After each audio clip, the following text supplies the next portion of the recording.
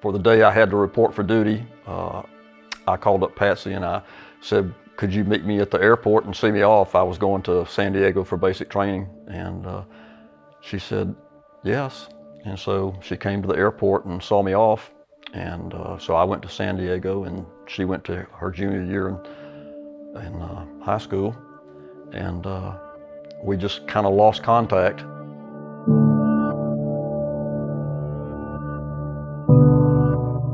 We dated through my junior and senior years in high school.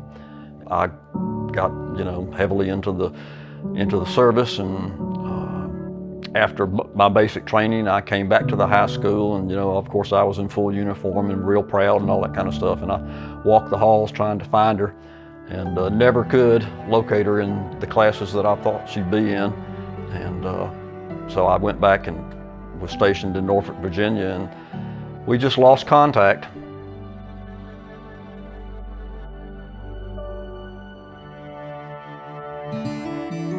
Well, I went to college and I didn't hear from Ed, and I met a man that was going to school there, and I fell in love, and we got married, and we had children, and then he felt called into the ministry. And so Jim was in the ministry for a number of years, and then in 2004, he was diagnosed with a terminal brain disease, and he lived until 2014. And so we watched him decline. But we knew that through all of that God had a purpose for that. When I go back to the church there in Georgia and visit, there are people that come up and say, God really blessed me through Jim's ministry. So,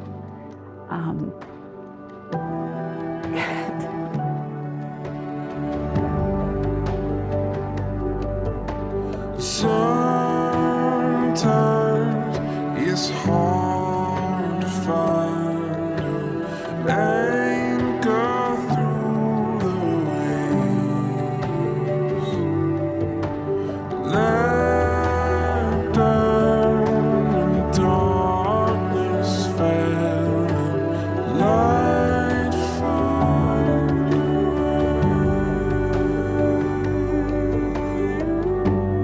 return to me.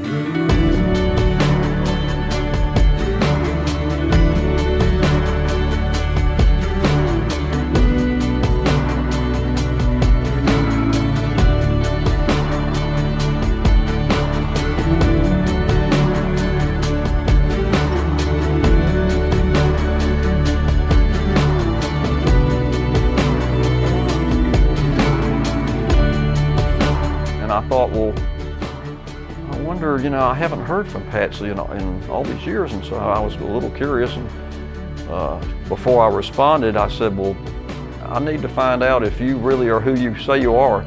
So tell me a little bit about only things that you and I would know from high school, obviously. And so she responded back, and sure enough, it was her.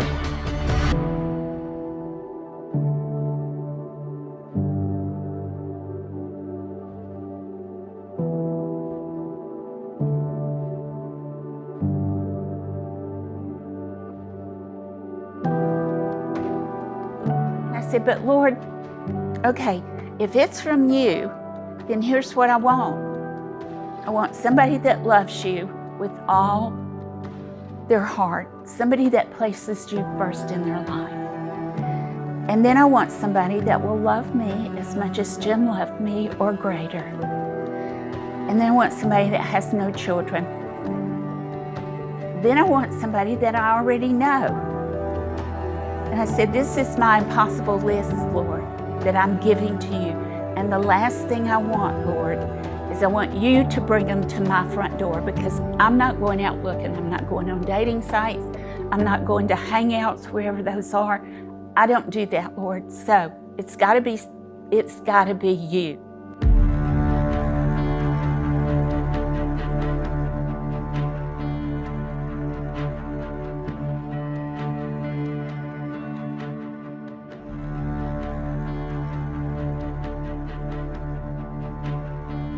it just didn't dawn on me that Ed was what I had prayed for, you know. And then one day, I think it was after church one Sunday, I said, you know what, Ed, I said, I believe you're an answer to prayer. And he said, I am? How so? Surprise to me.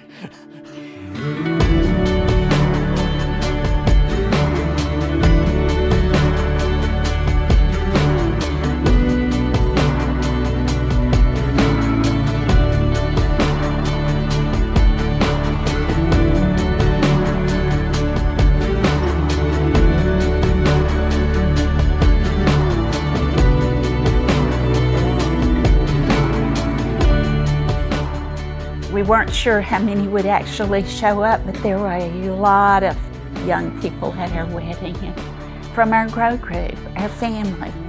And you know, we're just so thankful for our church and our grow group family.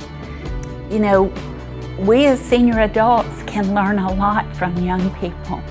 It's not always the other way around.